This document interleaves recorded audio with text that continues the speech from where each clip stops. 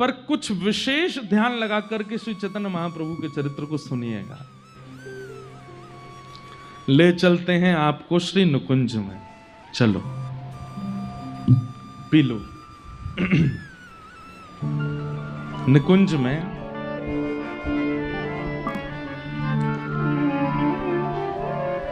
नित्य केली करते हैं श्री राधा माधव।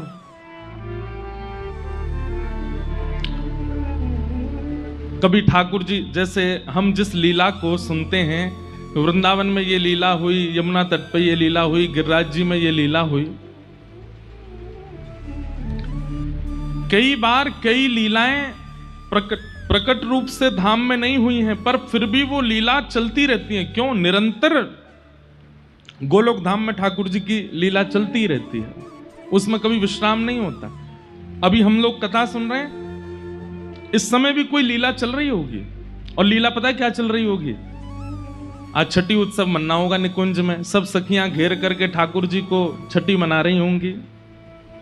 और फिर आज छठी उत्सव विश्राम होते ही कल से तैयारियां शुरू होंगी। क्यों? निकुंज में श्री राधाष्टमी मनेगी, श्री किशोरी जी को प्रादुर्भाव होगा। तो एक दिन निकुंज में एक खंभ की टेक लगाकर के श्याम सुंदर बैठे हैं और अत्यंत गहन चिंतन में हैं, और मुखमंडल देख करके पता चल रहा है कि बहुत चिंतित हैं। तभी श्री प्रिया जी का आगमन होता है, और श्री प्रिया जी आकर के श्री चैतन्य श्री ठाकुर जी से कहती हैं, हे श्याम सुंदर, आपके मुखमंडल से ऐसा पता लग रहा है कि आप कोई गहन चिंतन में हैं, किसी अंतरंग विचार में हैं। कहाँ बात है, कहाँ सोच रहे हो? ठाकुर जी बोले, ना श्री जी, कछु बात ना, मैं तो ठीक हूं। हंसने लगे। तो जैसे कोई व्यक्ति चिंतित हंसता है ना, तो उसकी हंसी से पता चल रहा है चिंता में है, फिर भी हंस रहा है। किशोरी जी बोली, आपके हंसी से ही पता चल रही है कि चिंता में हो, जबरदस्ती हंस रहे हो। कहाँ बात है, मुझे बताओ। बहुत पूछने पर भी ठाकुर जी नहीं बोले। तो श्री जी ने हाथ पकड़ लिया, बोले, मुझको बताओ, नहीं तो फिर देखियो मैं आज प्रसाद नहीं पाऊंगी, आज भोजन नहीं करूंगी।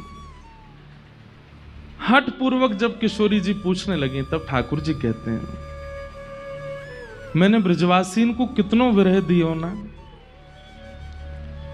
जिन ब्रजवासीन ने मुझको पलकन पे रखो, जिन यशोदा मैया ने मुझको कभी अपनी गोद ते उतरन नहीं दियो, जो नंद बाबा मेरे पीछे पीछे डोलो करते, जो गोपियां जिनका जीवन ही केवल मैं था, ये मधुमंगल, श्रीदामा, ये जितने मेरे भक्त हैं, जितने मेरे सखा हैं, इनको जीवन प्राण में है, तो मेरे सिवा इनने कोई को कछु महत्व ही नहीं दियो। और आप तो केवल दर्शन भी मेरे, देखती भी मुझे हैं, श्रृंगार भी मेरे भाव से करती हैं, अन्न जल भी वो सेवन करती हैं जिसमें कहीं ना कहीं मेरा भाव विराजमान हो।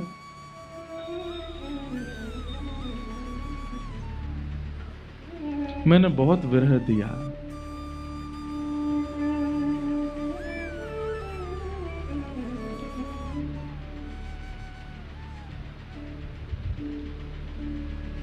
किशोरी जी बोली, अब आप इस बात का चिंतन क्यों कर रहे हैं? इसके चिंतन का भाव क्या है? ठाकुर जी कहते हैं, मैंने गीता में एक बात कही है। बोले, कहा, ये यथामाम प्रपद्यन्ते ताम तथैव भजाम्य हम। जो मुझे जैसे भजता है, मैं भी फिर उसको वैसे ही प्राप्त करता हूं। श्री जी बोली, मतलब?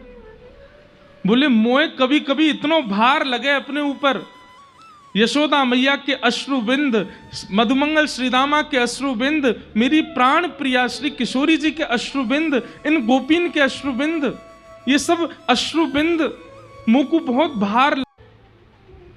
मैं निर्दयी नहीं हूं, पर मुझको लीला संवरण के लिए निर्दयी बनना पड़ो, और मैं हृदय पे पत्थर रख के व्रत छोड़ के चलो गयो। मैं तो रहो द्वारिका में, मैं तो रहो मथुरा में, इतने सुख में विराजो, और मेरे ब्रजवासी दिन रात रोते रहते मेरी याद में। श्री जी मैं इतना निष्ठुर नहीं हूं।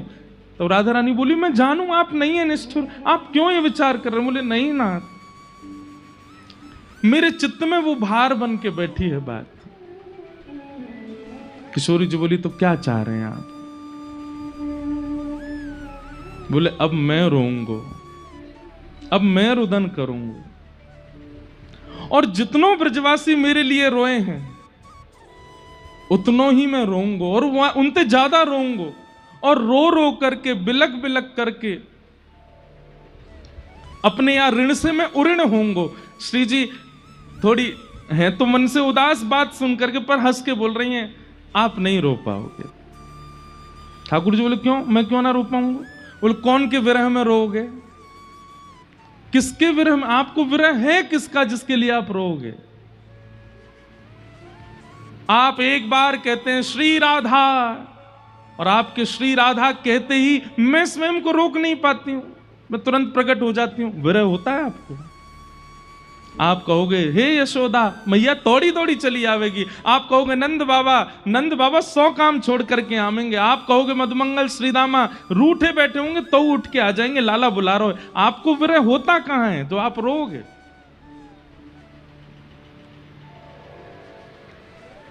ठाकुर जी कहते हैं इसीलिए मैंने कुछ विचार किया है। बोले क्या? किशोरी जी मेरी बात ध्यान से सुनियो। किशोरी जी कह रही हाँ मैं सुन रही हूं, बताओ।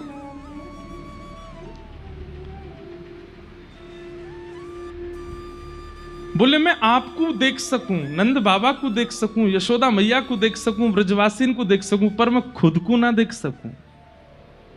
मैं आपको नाम गा सकूं पर मैं खुद को नाम ना गा सकूं, क्योंकि मैं स्वयं वही हूं।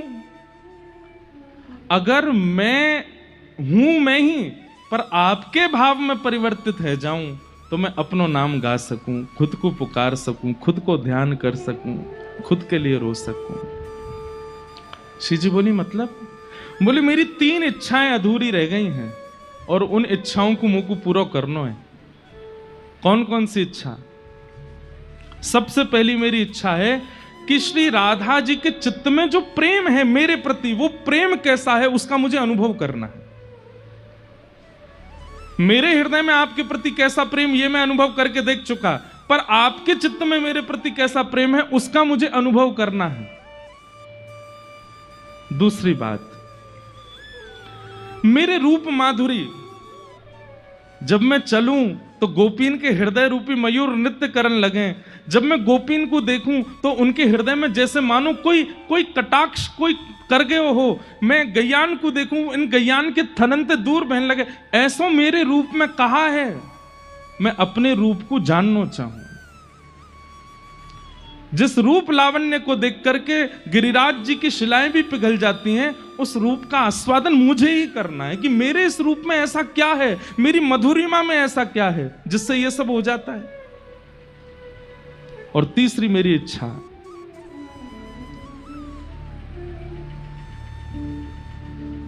मेरी प्राप्ति होने पर मेरे प्रेमियों को किस सुख का अनुभव होता है वो सुख मुझे अनुभव करना है। और उसके लिए हे किशोरी जी आप कृपा करो। बोले क्या कृपा करें? बोले आप तन तो रहेगा कृष्ण का पर मन बना दो श्री राधा रानी का। तन तो रहेगा मेरा ही पर उसमें जो भाव प्रकट होंगे वो होंगे आपके। और दूसरी बात, तन मेरा, भाव आपका और रंग भी आपका। ये रंग भी मुझे नहीं चाहिए। किशोरी जी बोली क्यों? बोले क्योंकि भाव तो आपको आ गए हो मेरे अंदर और तन मेरो है, लेकिन जब जब मैं अपने श्याम स्वरूप को देखूंगा तो मुझको विरह नहीं होगा, मुझे याद आ जाएगा ये तो मैं ही हूं। इसलिए तन भी आपका और मन भी आपका, मतलब तन मेरा पर रंग आपका और भाव आपका। ऐसी कृपा मुझ पे करो। मैं सोच रहा था तो इस पर एक पद मैंने बनाया है। श्री ठाकुर जी किशोरी जी से क्या प्रार्थना कर रहे हैं? समझ में आई ना बात? ठाकुर जी क्या कह रहे हैं किशोरी जी से?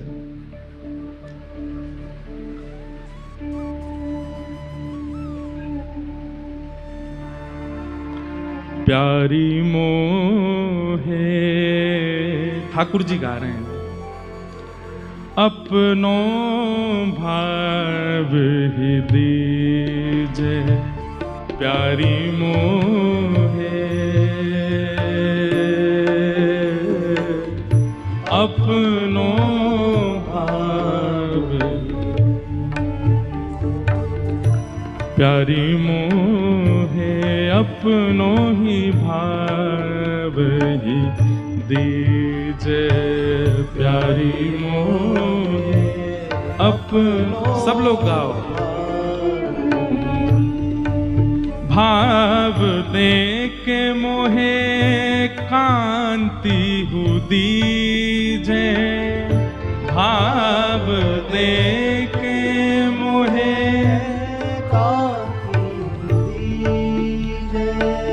भाव दे के मोहे कांति हु दीजे, भाव दे के मोहे कांति दीजे, हे अपनो सो करी दीजे श्यामा मोहे, अपनो सो कर दीजे श्री राधा मोहे, अपनो सो कर दीजे राधा मोहे, अपनो सो कर दीजे, हे प्यारी मोहे, अपनो भाव ही दीजे प्यारी मोहे, अपनो भाव ही दीजे। किशोरी जी कह रही हैं कहा करोगे मेरे भाव को लेकर के? ठाकुर जी क्या गा रहे हैं? हाँ रोंगो बिलखूंगो निस दिन, रोंगो बिलखूंगो निस दिन, और श्री राधा कृष्ण रटूंगो, राधा कृष्ण रटूंगो।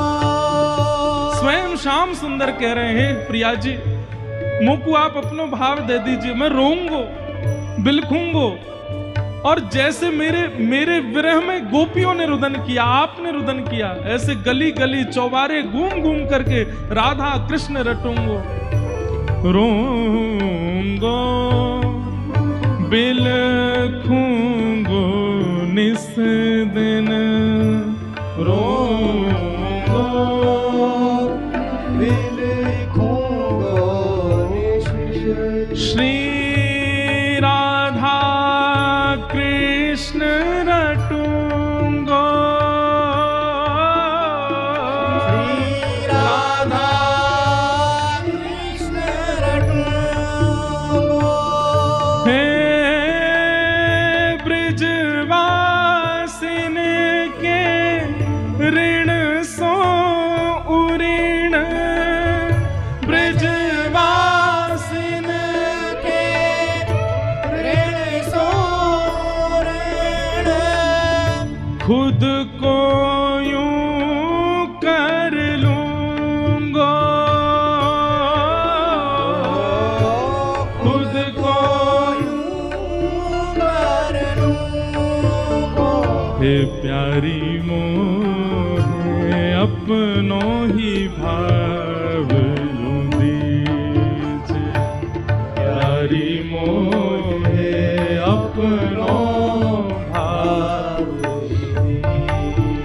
हाँ प्यारी मोहे, अपनो ही भाव ही दीजे प्यारी मोहे, अपनो। वहां ठाकुर जी रो रहे हैं और किशोरी जी के चरण पकड़ के कह रहे हैं, हे किशोरी जी मुंह पे कृपा करो, अपनो भाव मुंह को दे दो, अपनी कांति मुंह को दे दो और मुंह को जान दो या पृथ्वी पर जितनो विरह मेरे लिए सयो है वैष्णव भक्तन ने, उतनो ही विरह में सहूंगो अपने ही काज। मैं भी तो देखूं ऐसो कहा है मुंह में जाके काजे, इतने विरही है जाए सब। किशोरी जी बार बार मना कर रही हैं, पर ठाकुर जी चरण पकड़ के बैठे हैं, किशोरी जी मेरी या इच्छा को आप पूर्ण कर दो। और तभी किशोरी जी क्या करती हैं, सुनिए ध्यान से।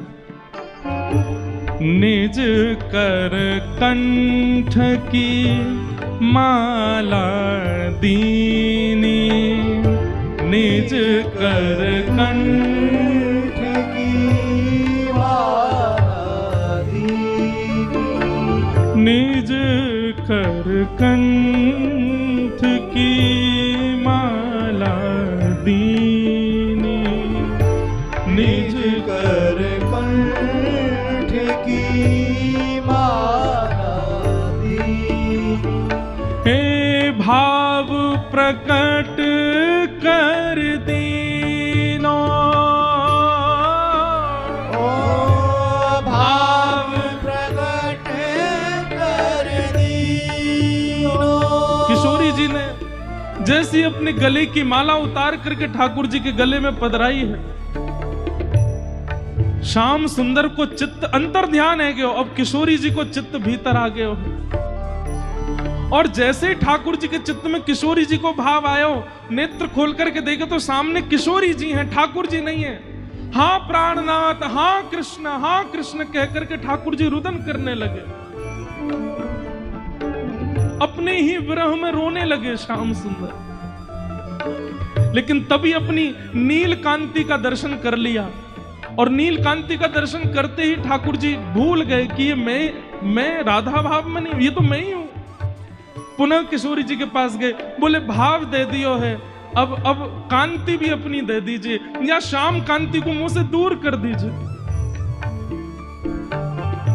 किशोरी जी के चरणों में प्रार्थना कर रहे हैं ठाकुर जी,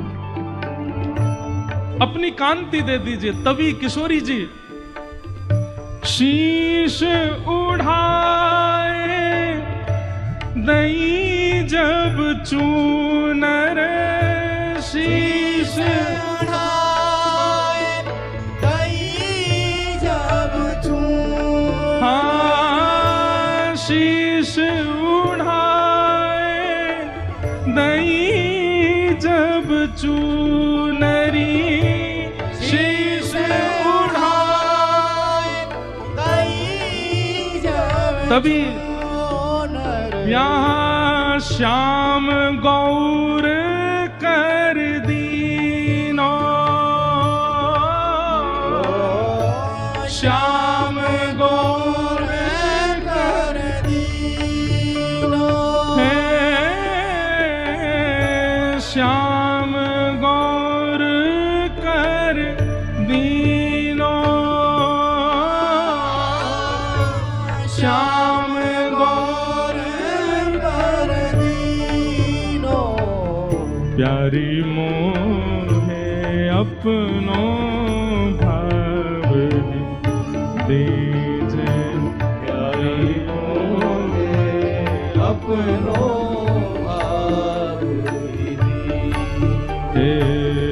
प्यारी मोहे अपनो भाव दीजे, प्यारी मोहे अपनो भाव दीजे।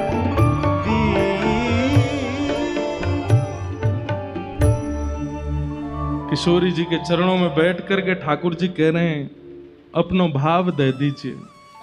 किशोरी जी ने अपनी जैसी कंठ की माला पहनाई तो श्री कृष्ण को हृदय अंतर ध्यान और श्री राधा भाव चित्त में प्रकट है गए। लेकिन अपनी कांति देख करके ठाकुर जी का विरह नहीं आया। तब चरणों में निवेदन किया, ये कांति भी छीन लीजिए। तब किशोरी जी ने अपनी चुनरी उतार करके जैसे ही ठाकुर जी को पहनाई तो कृष्ण गौर कर दीनो, श्याम गौर कर दीनो। जो श्याम सुंदर हैं वही गौर बन करके प्रकट हो गए। और वही हैं श्री कृष्ण चैतन्य महाप्रभु। मेरे मन में भाव आ रहे हो कि ये भाव तो कछु हर आचार्य को एक भाव अर्पित करें, तो ये भाव यहाँ आवे तो 1 घंटा पहले ही लिख के अर्पित कर दियो, या हमारे ना मिल लो मैं पूरे दिन आ, क्योंकि मैं कछु ना कछु बना तो रहूं। आहा, ठाकुर जी गौर हो गए। भाव भी किशोरी जी का है, कांति भी किशोरी जी की है, और अब गुरु भी किशोरी जी हैं। गुरु भी किशोरी जी को माना। भीतर और बाहर दोनों से प्रेमी, और किसके प्रेमी? अपने ही प्रेमी बन गए ठाकुर जी। अपना आस्वादन करना चाहते हैं कि ऐसा क्या है मुझ में जिसके लिए इतने विभोर होते हैं सब, जिसके लिए किशोरी जी ने इतना विरह सहा। अब देखूंगा मैं कि मुझ में ऐसा क्या है जिसके लिए इतना भाव।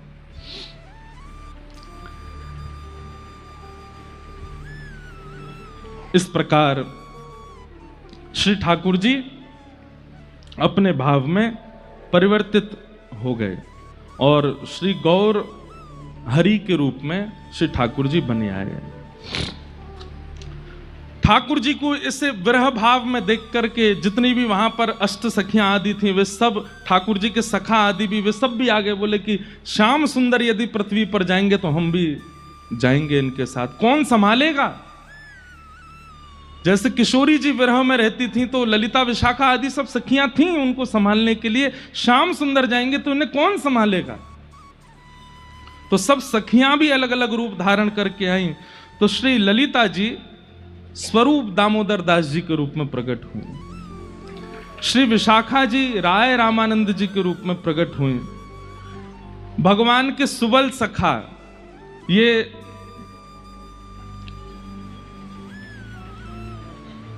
गौरदास पंडित के रूप में प्रकट हुए, भगवान के सखा श्री दामा अभिराम ठाकुर जी के रूप में प्रकट हुए, और 8 मंजरियां वे अलग अलग 8 आचार्यों के रूप में प्रकट हुई, जिनमें किशोरी जी की जो रूप मंजरी हैं वही श्री रूप गोस्वामी के रूप में प्रकट हुए, जिन्होंने श्री गोविंद देव जी को विराजमान किया।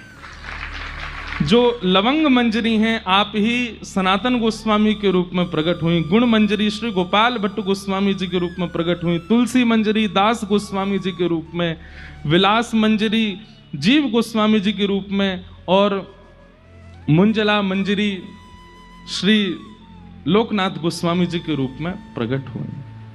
इस प्रकार आदि आदि ये सब किशोरी जी ने भेजे हैं कि जब कृष्ण चैतन्य बनकर के जाएंगे, ये गौर हरि बनकर के जाएंगे और विरह में जब व्याकुल होंगे कौन संभालेगा इनको? आप जाइए। और सब सखी सहचरी सबको भेजा है धराधाम पर, सब आए। अंग कांति और भाव कांति दोनों के मिश्रण से श्री गौर चैतन्य बन गए। अब ठाकुर जी तो चैतन्य भाव में आ गए, अब बस प्रतीक्षा है कि पृथ्वी पर कब आवे। तो एक आचार्य चरण हुए हमारे श्री माधवेंद्र पुरी दास, जिनके लिए एक बड़ी प्रसिद्ध कथा आप सब लोग सुनते हैं कि खीर चोरा गोपीनाथ, जिन्होंने खीर चुरा करके अपने गोजा में धर ली थी, ऐसे श्री माधवेंद्र पुरी दास, उनके एक शिष्य हैं श्री अद्वैताचार्य जी। श्री